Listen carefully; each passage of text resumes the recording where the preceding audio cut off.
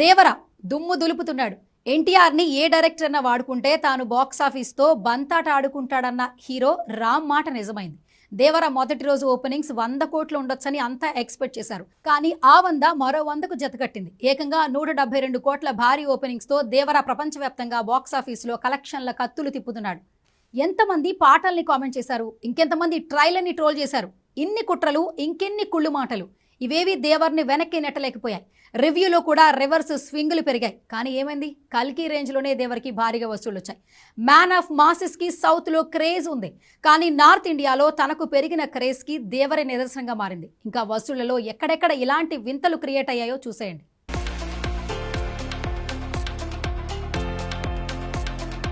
దేవర వసూళ్లు నిజంగా ఫ్యాన్స్లో పూనకాలు తెప్పిస్తున్నాయి.